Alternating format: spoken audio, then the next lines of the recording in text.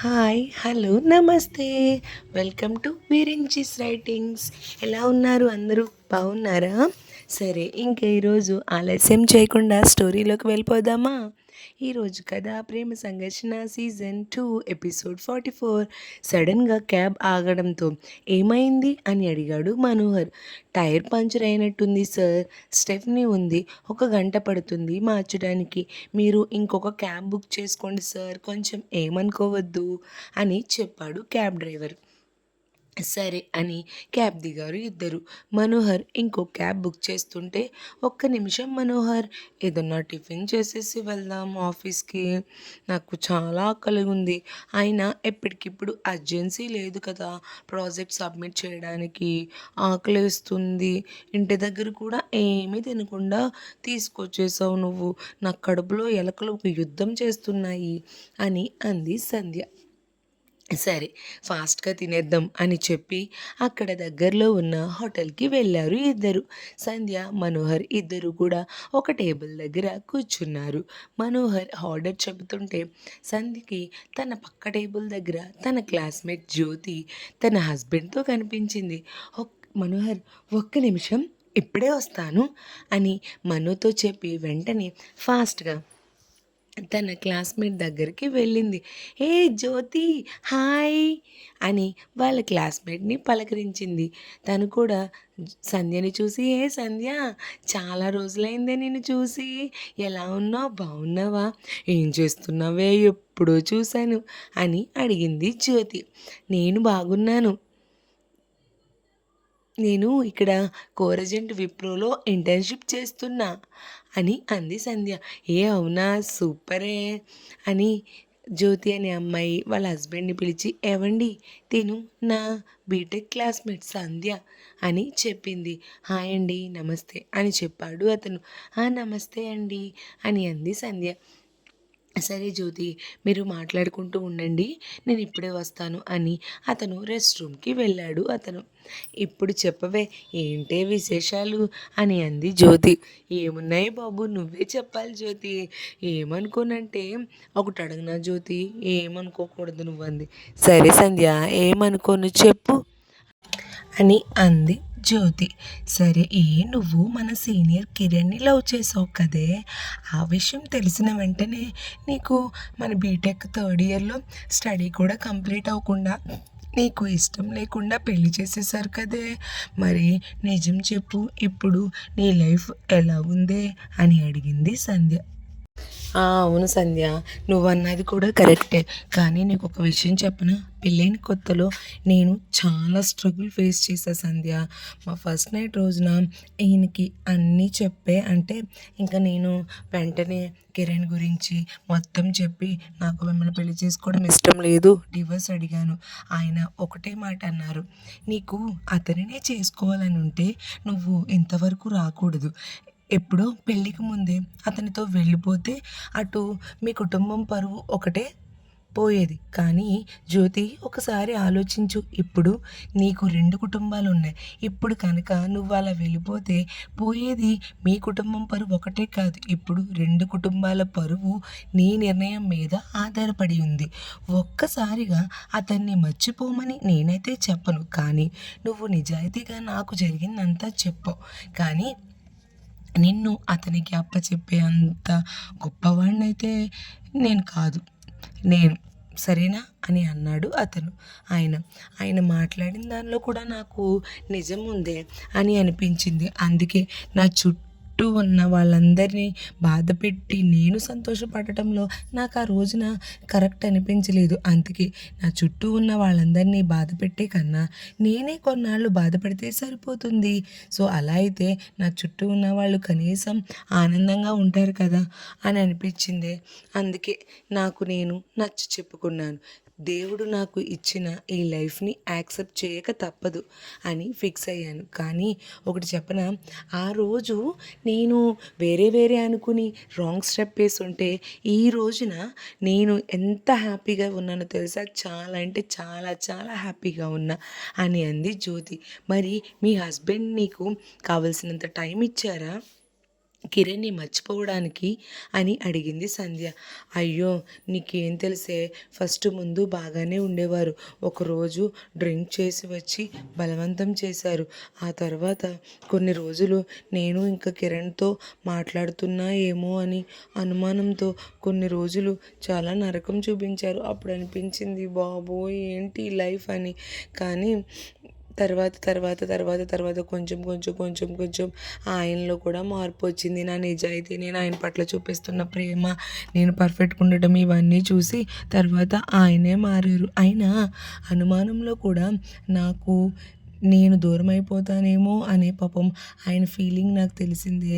అనుమాన పడ్డాడు కానీ ఏ రోజు కూడా నన్ను ఇంట్లో నుంచి గెంటేయడం కానీ వేరే పాస్ట్ గురించి అనడం కానీ ఏమీ చేయలేదు తెలుసా.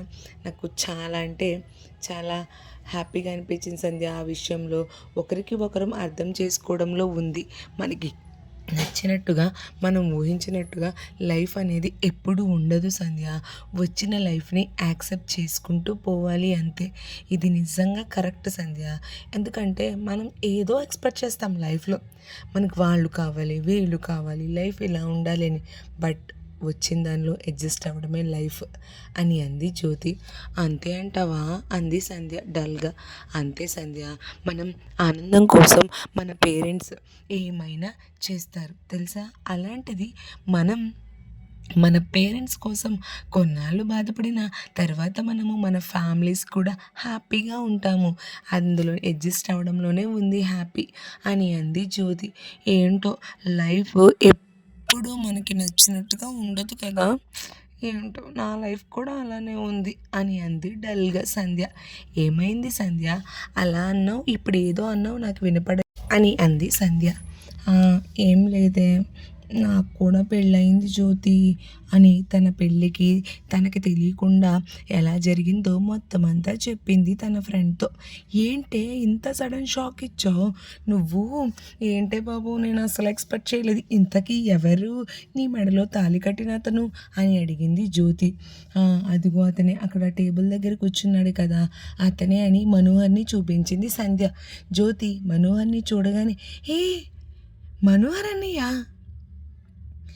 అబ్బా మనోహర్ అన్నయ్య చూసి చాలా రోజులైంది అని అంది జ్యోతి. సంధ్య షాక్ అయ్యి, ఏంటే నీకు తను తెలుసా అని అంది.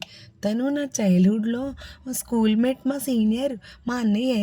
మీ ఆయన దగ్గరికి వెళ్దాం పద, ఒకసారి మాట్లాడదాం, నేను గుర్తున్నానో లేదో అని మనోహర్ దగ్గరికి వెళ్ళారు ఇద్దరు కలిసి. హాయ్ అన్నయ్య, ఎలా ఉన్నావు అని అంది జ్యోతి. హాయ్, నువ్వు జ్యోతివే కదా అని అన్నాడు మనోహర్. అవునన్నయ్య, బాగానే గుర్తుంచుకున్నావు, నేను మీ జూనియర్ని, గుర్తున్నానంటే గుర్తున్నావమ్మా. సంధ్య ఏమో నా బీటెక్ క్లాస్మేట్ అన్నయ్య అని అంది జ్యోతి. ఏంటి, అవునా, మీ ఇద్దరు క్లాస్మేట్సా అయితే? ఇప్పుడు ఏం చేస్తున్నావు జ్యోతి అని అడిగాడు మనోహర్. అన్నయ్య, నాకు మ్యారేజ్ అయిపోయింది, నేను ఆనిక్ టెక్ సొల్యూషన్స్లో కంప్యూటర్ ఆపరేటర్ అన్నయ్య అని అంది జ్యోతి. ఇంతలో జ్యోతి వాళ్ళ హస్బెండ్ వాళ్ళ దగ్గరికి వచ్చాడు. అన్నయ్య, ఇదిగో ఈయనే మా వారు జీవన్. ఏవండి, తిను మా స్కూల్లో మా సీనియర్ అని ఒకరిని పరిచయం చేసింది జ్యోతి. అలా నలుగురు టిఫిన్ తింటూ కాసేపు మాట్లాడుకుంటూ ఉన్నారు. అలా చైల్డ్హుడ్ విషయాలు అన్నీ చెప్పుకుంటూ కొంతసేపు సమయాన్ని గడిపారు. వీళ్ళు మాట్లాడుకుంటూ ఉండగానే మనోహర్ ఇంకొక క్యాబ్ని బుక్ చేసేసాడు. టిఫిన్ తినేసి రెండు జంటలు కూడా ఒకరికొకరు గుడ్ బై చెప్పుకుని వెళ్ళిపోవడానికి హోటల్ బయటికి వచ్చారు. ఈలోపు కరెక్ట్గా వాళ్ళు బయటకు వచ్చే సమయానికి మనోహర్ క్యాబ్ వచ్చింది. రోడ్డుకి అవతల వైపు ఉండడంతో సంధ్య మనోహర్ క్యాబ్ దగ్గరికి వెళ్ళడానికి రోడ్ దాటుతూ ఉంటే ఈలోపు జ్యోతి వచ్చి, అన్నయ్య ఒక్క నిమిషమే, ఏమనుకోవద్దు, సంధ్యతో చిన్న మాటలు మాట్లాడి పంపించేస్తాను అని సంధ్యతో, ఇట్రా అని తనని తీసుకువెళ్ళి, నువ్వు ఇందాక నాతో ఏంటో ఈ లైఫ్ అని డల్గా ఎందుకు అన్నావో కొంతవరకు అయితే నేను అర్థం చేసుకోగలిగాను. కానీ నీకు ఒక మాట చెప్పిన సంధ్య, నువ్వు పెళ్లి చేసుకున్నాను అంటే ఆ అబ్బాయి ఎవరో అని భయపడా. కానీ నిజంగా ఎప్పుడైతే నీ పక్కన మను అన్నయ్యని చూశానో నిజంగా నాకు చాలా హ్యాపీ అనిపించింది. అన్నయ్య చాలా మంచివాడు, చాలా మంచివాడే బాబు.